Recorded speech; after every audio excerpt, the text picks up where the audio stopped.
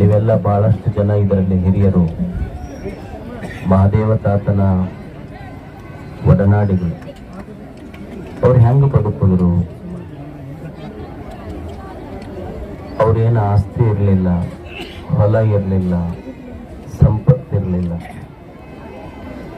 ಆದರೂ ಒಬ್ಬ ಶ್ರೇಷ್ಠ ಸಂತ ಅಂತ ಇಡೀ ನಾಡು ಕೊಂಡಾಡ್ತವ್ರೆ. ಯಾರಿಗೆ ಸಂತರಂತಾರ? ಸಂತರು ಅಂದ್ರೆ ಏನು ಬರೀ ಕಾವಿ ಬಟ್ಟೆ ಹಾಕೊಂಡವ್ರಂತಲ್ಲ, ಅಥವಾ ಎಲ್ಲೋ ಹಿಮಾಲಯದ ಬೆಟ್ಟದಲ್ಲಿ ಕುಳಿತು ತಪಸ್ಸು ಮಾಡೋರಂತಲ್ಲ.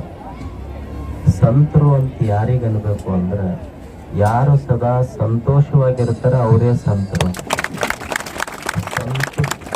ಸಂತುಷ್ಟ ಸತತಂ ಯೋಗಿನ, ಯಾರು ಸದಾ ಸಂತೋಷವಾಗಿರ್ತಾರ ಅವರಿಗೆ ಸಂತರು. ಮತ್ತು ಯಾರ ಸನಿಹದೊಳಗಿದ್ರ, ಯಾರ ಸಾನ್ನಿಧ್ಯದೊಳಗಿದ್ರ ನಮ್ಮ ಮನಸ್ಸು ಸಂತೋಷಗೊಳ್ತಾವಲ್ಲ, ಅಂಥವ್ರಿಗೆ ಸಂತರ ಅನ್ನಬೇಕು.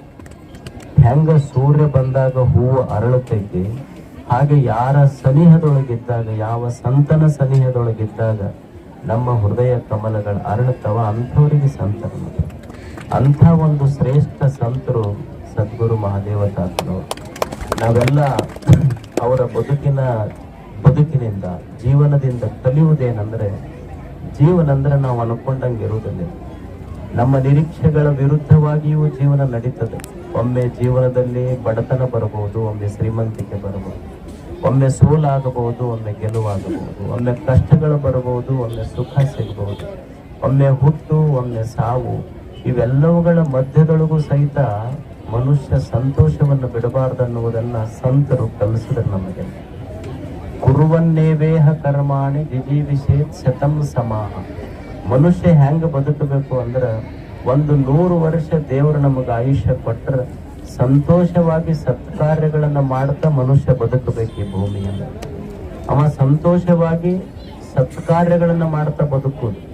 ಬೆಳಿಗ್ಗೆ ಎದ್ದು ನೀವೊಂದು ಹೂವನ್ನು ನೋಡಿ, ಬೆಳಿಗ್ಗೆ ಎದ್ದು ಒಂದು ಹೂವಿನ ಮುಖವನ್ನು ನೋಡಿ, ಒಬ್ಬ ಮನುಷ್ಯನ ಮುಖವನ್ನು ನೋಡಿ. ಎಂದರ ಹೂವು ಬೆಳಿಗ್ಗೆ ಎದ್ದು ಮುಖ ತೊಳ್ಕೊಂಡವನ್ ಯಾವರ ಹೂವು? ಇವನು ಎಷ್ಟು ಬೆಳಿಗ್ಗೆ ಎದ್ದು ಸಾಬೂನ್ ಹಚ್ಚಿ ಶಾಂಪೂ ಹಚ್ಚಿ ಮುಖ ತೊಳ್ಕೊಂಡ್ರು ಮುಖ ಗಂಟು ಹಾಕೊಂಡ ಕುಂತಿರ್ತಾನೆ ಅವನಿಗೆ. ಏನು ಬೆಳಿಗ್ಗೆ ಎದ್ದು ಮುಖ ಗಂಟು ಹಾಕೊಂಡು ಎದ್ದು ಕೂಡ್ಲೇನೆ ಜನರಿಗೆ ಹೇಳುದೇನಂದ್ರೆ, ಕಣ್ಣು ಮುಚ್ಚಿ ಬಿಡ್ಬೇಕು ನೋಡಪ್ಪ ದೇವ್ರ ಅಂತ ಇರ್ತಾನೆ. ತೆಗಿ ಅಂತ ಯಾರಂದಾರಪ್ಪ ನೀವು? ಮುಚ್ಚಿದ್ರೆ ಮುಗಿತಿತ್ತಲ್ಲ. ಇಲ್ಲ, ಕರ್ಕೊಂಡು ಬಿಡ್ಬೇಕ್ರಿ ದೇವ್ರ ನಮಗಂತ ಇರ್ತಾರೆ. ಇವ್ರು ಹೋಗೋರೆಲ್ಲ ಮಗ್ಲಿದ್ದವ್ರನ್ನ ಕಳಿಸೋರು ಇವರೆಲ್ಲ. ಏನು ಬೆಳಿಗ್ಗೆ ಎದ್ದು ಮುಖ ಗಂಟು ಹಾಕೊಂಡು ಇಡೀ ಸರ್ಕಾರದ ಗ್ಯಾರಂಟಿ ಸಾಲನ ಇವನ್ ತೆಲಿಗೆ ಕಟ್ಟಾರಲ್ಲೋ ಹಂಗ ಮುಖ ಗಂಟು ಹಾಕೊಂಡು ಕುಂತ್ರೆ ಯಾವಾಗ ಸಂತರಾಗೋದು ಇವರು? ಸಂತ ಅಂದ್ರೆ ಸದಾ ಸಂತುಷ್ಟ, ಸದಾ ಸಂತೋಷವಾಗಿ ಜೀವನ ಅಂದ್ರೆ ಸ್ವಲ್ಪ ಹೆಚ್ಚ ಸ್ವಲ್ಪ ಕಡಿಮೆ ಇರ್ತದಷ್ಟೇ. ಯಾಕೆ ದೇವರು ಎಲ್ಲರ ಜೀವನದಲ್ಲಿ ಕಷ್ಟಗಳು ಬಂದಾವ, ನೋವುಗಳು ಬಂದಾವ, ನಿರಾಶೆಗಳು ಬಂದಾವ, ಬಡತನಗಳು ಬಂದಾವ. ಇದರ ಮಧ್ಯದೊಳಗೆ ಮನುಷ್ಯ ಬೆಳೀತಿರ್ಬೇಕು, ಇದರ ಮಧ್ಯದೊಳಗೆ ಮನುಷ್ಯ ಉತ್ಕೃಷ್ಟನಾಗ್ತಿರ್ಬೇಕು. ಇಬ್ಬರಿಗಷ್ಟೇ ಕಷ್ಟ ಬಂದಿಲ್ಲ ಈ ಜಗತ್ತಿನೊಳಗೆ. ಯಾರಿಗಂದ್ರೆ ಒಬ್ಬ ಸತ್ತಾನ, ಇನ್ನೊಬ್ಬ ಹುಟ್ಟೇ ಇಲ್ಲ. ಇವ್ರಿಬ್ಬರಿಗೆ ಬಿಟ್ಟು ಉಳಿದವ್ರಿಗೆಲ್ಲರಿಗೂ ಬರ್ತಾರೆ. ದೇವ್ರು ಯಾಕೆ 2 ಕಣ್ಣು ಕೊಟ್ಟು ಒಂದು ಹಿಂದಿಟ್ಟಿದ್ರೆ ನಡೀತಿದ್ದಿಲ್ಲ? 2 ಕಣ್ಣು ಕೊಟ್ಟು 2 ಮುಂದೆ ಯಾಕೆ ಇಟ್ನಂದ್ರ, ಹಿಂದೆ ಏನಾಗ್ತೈತಿ ಮರ್ಕೊಂತ ಮುಂದೆ ನೋಡಿ ಬದುಕುವುದನ್ನು ಕಲಿ ಅಂತ ಮುಂದೆ ಕಣ್ಣು. ಯಾಕೆ ಒಬ್ಬ ಸಂತನ ಸಾನ್ನಿಧ್ಯಕ್ಕೆ ಬರುವುದು ಅಂದ್ರೆ, ಮನುಷ್ಯ ಅವನ ಸಾನ್ನಿಧ್ಯದೊಳಗ ಮನಸ್ಸು ಅರಳುತ್ತದೆ, ಅವನ ಸಾನ್ನಿಧ್ಯದೊಳಗ ಮನಸ್ಸು ಅರಳುತ್ತದಷ್ಟೇ. ನೋಡಿ ಎಷ್ಟು ಜನ ಸೇರಿರಿ, ಯಾಕೆ ಬರ್ತಾರೆ? ಅವ್ರ ಹತ್ರ ಏನಿತ್ತು ಅಂದ್ರೆ, ಮಹಾದೇವ ತಾತನ ಸಾನ್ನಿಧ್ಯ ಅಷ್ಟು ದೊಡ್ಡದಿತ್ತು. ಕಬೀರದಾಸರು ಅಂತ ಆಗಿ ಹೋದ್ರು, ಒಬ್ಬ ಬಹಳ ದೊಡ್ಡ ಯೋಗಿಗಳು. ಅವರು ಒಂದು ಹಳ್ಳಿಗೆ ಹೋಗಿದ್ರು. ಹಳ್ಳಿಗೆ ಹೋದಾಗ ಹಳ್ಳಿ ದಾರಿ ಹಿಡ್ಕೊಂಡು ಹೊಂಟಿದ್ರು. ಹೋಗುವಾಗ ಒಂದು ಮುದುಕಿ ಜ್ವಾಳ ಬೀಸ್ತಿತ್ತಂತ. ಬೀಸು ಕಲ್ಲಿತ್ತು ಅಲ್ಲ ಅವಾಗೆಲ್ಲ, ಬೀಸು ಕಲ್ಲಿನೊಳಗೆ ಜ್ವಾಳ ಬೀಸ್ತಿತ್ತು ಮುದುಕಿ. ಆ ಮುದುಕಿ ಜ್ವಾಳ ಬೀಸುವುದು ನೋಡಿ ಕಬೀರದಾಸರು ಅಳ್ಕೊಂತ ಕುಂತರಂತ. ಅಲ್ಲಿ ಎಂದರ ಜ್ವಾಳ ಬೀಸೋದ ನೋಡಿ ನಾವು ಹತ್ತಿವೇನ್? ನಾವು ಜ್ವಾಳ ಬೀಸುವುದನ್ನು ನೋಡಿ ಮುದುಕಿ ಜ್ವಾಳ ಬೀಸ್ತಿತ್ತು. ಮುದುಕಿ ಜ್ವಾಳ ಬೀಸುವುದನ್ನು ನೋಡಿ ಕಬೀರದಾಸರು ಅಳ್ತಿದ್ರು. ಅಲ್ಲಿ ಕಬೀರರ ಗುರುಗಳು ಬಂದರು. ಕಬೀರನಿಗೆ ಕೇಳ್ತಾರೆ, ಯಾಕೋ ಕಬೀರ ನೀ ಯಾಕೆ ಅಳಕತ್ತೀಯಲ್ಲ? ಅವಾಗ ಕಬೀರ್ ಅಂತಾನೆ, ಯಪ್ಪ ನೋಡು, ಜೀವನನು ಸಹಿತ ಒಂಥರ ಈ ಬೀಸುವ ಕಲ್ಲು ಇದ್ದಂಗೆ.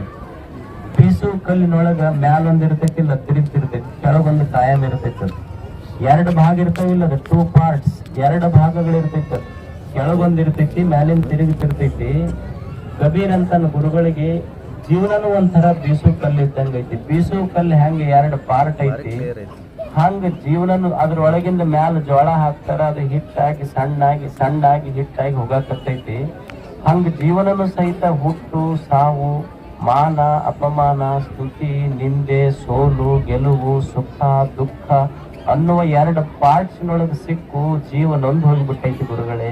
ಬೀಸು ಕಲ್ಲಿದ್ದಂಗ ಒಂಥರ ಇದು ಅಂತ. ಅವಾಗ ಗುರುಗಳಂದ್ರಂತ, ಬಾಳ್ ಹುಚ್ಚದಿ ಕಬೀರ, ನೀನು ಯಾವ ಜೋಳ ಮ್ಯಾಲ ಹಾಕಿದ್ದು ಹಿಟ್ಟಾಗಿ ಹೋಗವ ಅಷ್ಟ ನೋಡಿ. ನೀನು ಆ ಬೀಸು ಕಲ್ಲಿನ ನಡಬರ್ಕೊಂದು ಗೂಟ ಇರ್ತೈತಲ್ಲ, ಅದಕ್ಕೆ ಯಾವ ಜೋಳ ಹತ್ಕೊಂಡಿರ್ತಾವಲ್ಲ ಅವು ಹಿಟ್ಟ ಆಗುದಿಲ್ಲ, ಅವು ಜೋಳ ಹಂಗ ಇರ್ತಾವ. ಹಂಗ ಯಾವ ಸದ್ಗುರು ಮಹಾದೇವ ತಾತನಂತವ್ರನ್ನ ನಂಬಿಕೊಂಡು ಬದುಕ್ತಾರ, ದೇವನನ್ನ ನಂಬಿ ಬದುಕ್ತಾರ, ಅವು ಹಿಟ್ಟಾಗುದಿಲ್ಲ. ಹಂಗಾಗಿ ಇದೊಂದು ಜೀವನವನ್ನು ಕೊಟ್ಟವನು ದೇವರು. ಇಂಥ ಒಂದು ಜೀವನವನ್ನು ನಮಗೆಲ್ಲ ದೇವರು ಕೊಟ್ಟಾನ, ಗುರು ಅದಕ್ಕೆ ಕೃಪಾ ಮಾಡ್ಯಾನ. ಅಂಥವನ ಸಾನ್ನಿಧ್ಯದೊಳಗೆ ಈ ಬದುಕು ನಡಿಬೇಕು ಅನ್ನುವಂಥದ್ದನ್ನು ಹೇಳಿ, ನೀವೆಲ್ಲ ನೋಡಿ ಎಷ್ಟು ಜನ ಸೇರಿರಿ. ಊರಾಗ ಕಟ್ಟಿ ಮೇಲೆ 30 ಕುಂಟರು ಜಗಳ ಆಡ್ತಾರ. ನೀವಿಷ್ಟು ಸಾವಿರಾರು ಜನ ಸೇರಿದ್ರು ಸಹಿತ ಎಷ್ಟು ಶಾಂತವಾಗಿ ಕುಂತಿರಲ್ಲ. ನಿಮ್ಮೆಲ್ಲ ಹೃದಯದಲ್ಲಿ ಮಹಾದೇವ ತಾತ ಇನ್ನೂ ನೆಲೆಸನ ಅನ್ನೋದಕ್ಕೆ ಸಾಕು. ಇದಕ್ಕಿಂತ ದೊಡ್ಡ ನಿದರ್ಶನ ಏನು ಬೇಕಾಗಿಲ್ಲ. ಅದಕ್ಕಂಥ ಮಹಾದೇವ ತಾತನ ನೂತನ ರಥೋತ್ಸವ ಈ ನಾಡಿಗೆ ಹೊಸತನ ತರಲಿ. ನಿಮ್ಮೆಲ್ಲರ ಬದುಕಿನಲ್ಲಿ ಚೈತನ್ಯ, ಶಾಂತಿ, ನೆಮ್ಮದಿ ಈ ನಾಡಿಗೆಲ್ಲ, ಈ ನಾಡಿನ ಜನತೆಗೆ